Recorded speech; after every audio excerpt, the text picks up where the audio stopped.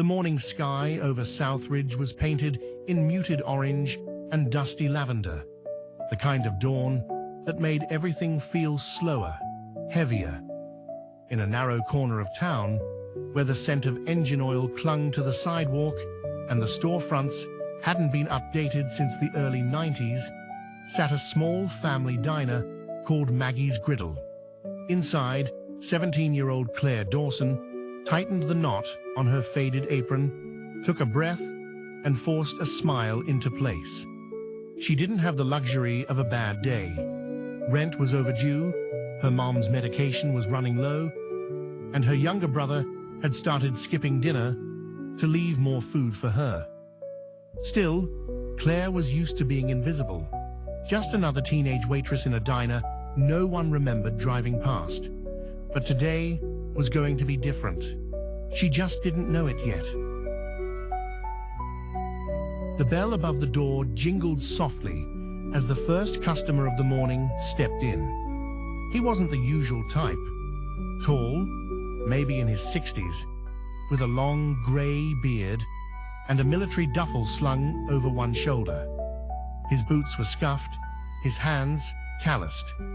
He walked with a slight limp, barely noticeable, unless you'd been trained to watch for pain. Claire noticed. He picked the booth farthest from the window, pulled off his coat, and sat down without a word.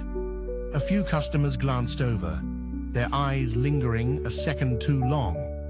A group of high school boys by the counter whispered, then laughed.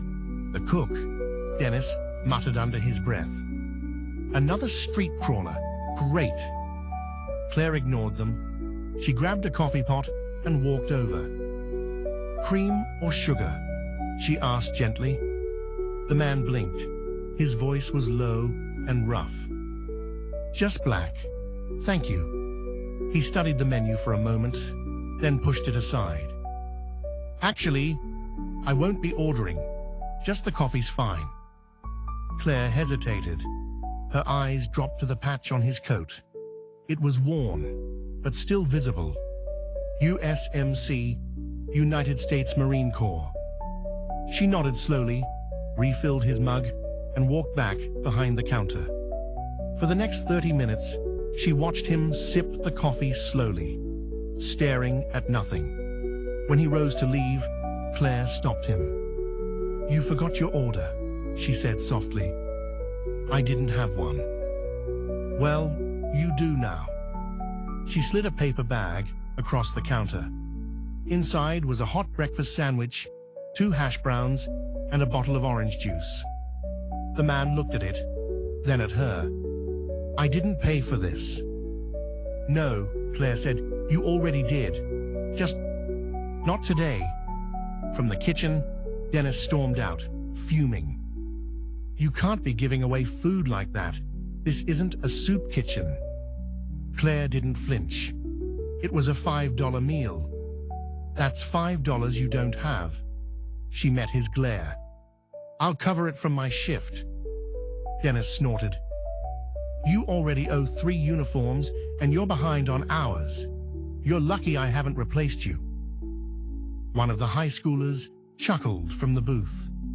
"Look at her go, little charity queen." Claire's ears burned. The man, the veteran, said nothing. He looked from Claire to Dennis, then to the boys in the corner. Then, with a quiet nod, he left the diner. Claire turned back to work. No one clapped, no one cared. It felt like just another wasted act of kindness. The next morning was colder. Rain threatened in the clouds. Claire arrived early to mop the floors and wipe down the windows, the usual drill. But just as she reached for the mop bucket, the sky erupted with the low thunder of engines. Not one, not 2. 6 black SUVs pulled up in front of the diner, each one spotless, gleaming out of place in the tired town. The doors opened in sync, and out stepped men and women in suits. And at the center of them, with a tailored gray coat and polished boots, was the same veteran. Only now, He didn't look homeless. He looked like someone who owned cities. The diner went silent. Dennis dropped a spatula. Claire froze in place, her rag halfway to the table. The man walked in, quiet as ever, and said 4 words. "Is the owner here?" 15 minutes later, Dennis stood across from the man in the back booth, sweating bullets. "This is some kind of prank, right?" he asked, laughing nervously. "You're not really—" The man handed him a file.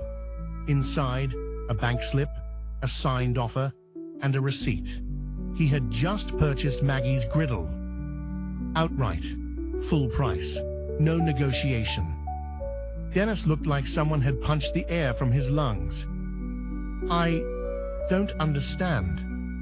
"You don't need to," the man replied, "but I suggest you clean out your locker. Today." Dennis staggered, stammered something about calling the real owner, but the veteran didn't flinch. Already spoken to him, he agreed. He turned to the staff. "Effective immediately, this place is under new management." Then he looked at Claire. "Except for her. She's the reason I'm here." Later that morning, in the now quiet kitchen, the man sat with Claire at a booth near the back. He finally introduced himself. "My name is Matthew Rourke, retired Master Gunnery Sergeant, 3rd Marine Division, also the founder of Rourke and Finch Logistics. You might have seen our trucks on the highway." Claire blinked. They were everywhere. A national freight company. "You own that?" "Built it from scratch, started with a used van and a half-broken GPS." She didn't know what to say. "I came through this town yesterday because I was thinking of closing our warehouse nearby. I stopped here just to sit. You gave me a meal. No questions, no pity, no camera." Claire looked away, embarrassed. "I didn't do it for attention." "I know," he said. "That's why it mattered." He pulled out a card.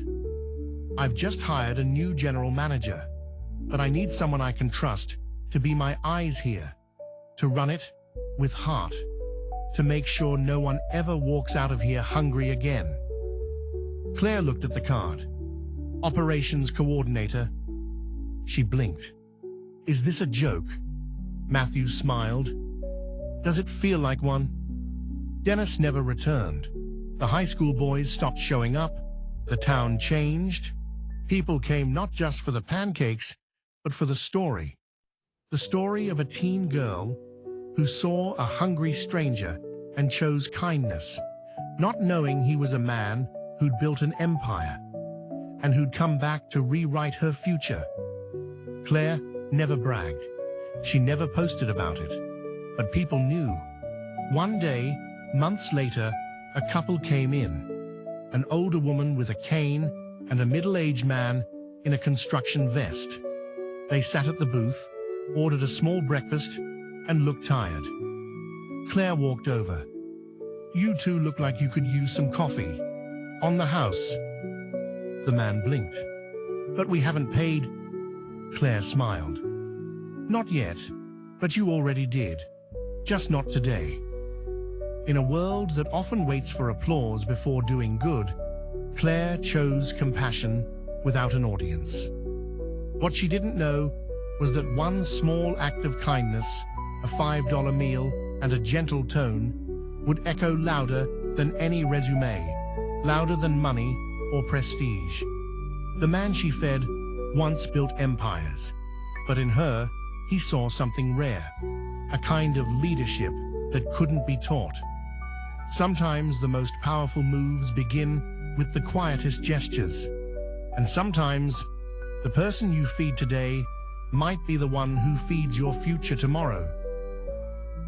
What would you have done if you were in Claire's shoes? Have you ever helped someone only to be surprised by what happened next? Tell us your thoughts in the comments below. We read every story shared. And if this story moved you, please take a second to like, share, and subscribe. Your support helps us bring more powerful tales like this to life. Let's keep the spirit of kindness alive, one story at a time.